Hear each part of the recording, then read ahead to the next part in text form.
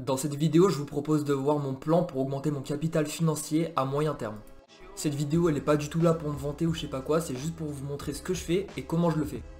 Je vous montre comment je gagne de l'argent et de votre côté, j'espère que ça va vous aider. Je peux vous donner de nouvelles pistes à explorer ou encore vous pousser à passer à l'action. Bref, c'est parti. Donc comme je le disais, mon plan est sur le moyen terme. Jusqu'à fin 2025 pour être plus précis. Le plan comporte deux étapes. Pour la première étape, c'est super simple, je suis passé full crypto-monnaie. Donc j'ai que de l'USDT et chaque mois j'investis 250 € dans le Bitcoin et dans l'Ethereum. Cette technique elle s'appelle le DCA, ça permet de lisser la volatilité parce qu'on va pas se mentir, le marché des crypto-monnaies c'est vraiment un marché très volatile. Et je vais faire ça jusqu'à environ atteindre un montant de 2300 € pour le Bitcoin et l'Ethereum. Et pour l'instant je suis à peu près à une plus-value de 150 €. C'est pas de l'argent que j'ai gagné, mais si je vends tout ce que j'ai là maintenant, en gros j'ai gagné 150 €. Après dans un second temps vers fin décembre, je vais investir entre 10 à 30% de mon capital sur des projets crypto un peu plus risqués. Et si mon pari se révèle gagnant, ces projets vont me rapporter énormément d'argent. Et pour ça, il faut que les projets en question explosent pendant le prochain bull run.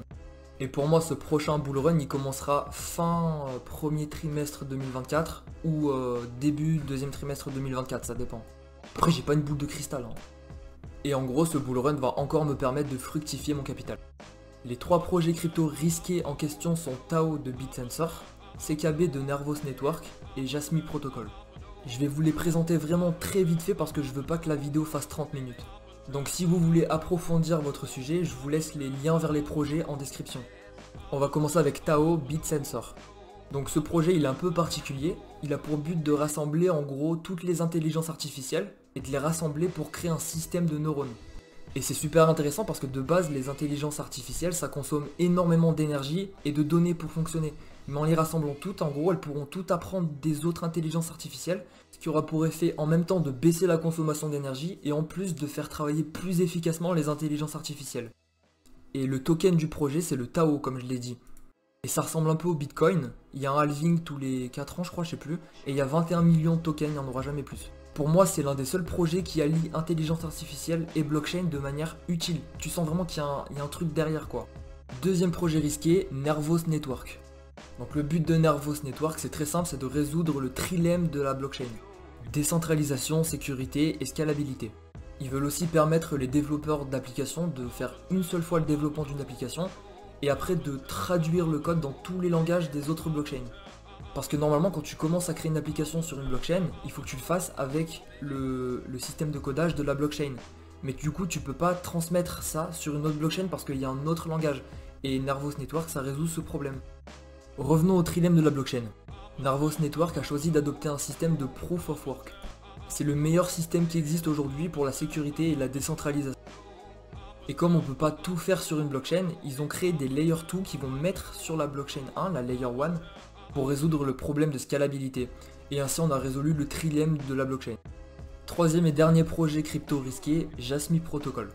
Donc Jasmy Protocol c'est un projet japonais qui a pour but de concurrencer les GAFAM. Toutes les entreprises en gros qui vivent de vos données personnelles. Ils travaillent surtout et même quasiment que dans les domaines des objets connectés. En gros pour faire très simple, ils vous permettent de reprendre la main sur vos données privées et c'est vous qui choisissez si vous voulez les partager aux entreprises. Et autre point positif, c'est le seul projet crypto qui est réglementé au Japon. Bon voilà, maintenant vous savez les trois projets, et encore une fois, si vous voulez approfondir, allez dans la description et regardez les white papers. Maintenant on va passer à la deuxième étape de mon plan. Donc pour cette deuxième étape, je vais commencer par vendre toutes mes crypto-monnaies. D'ici fin 2025 je pense.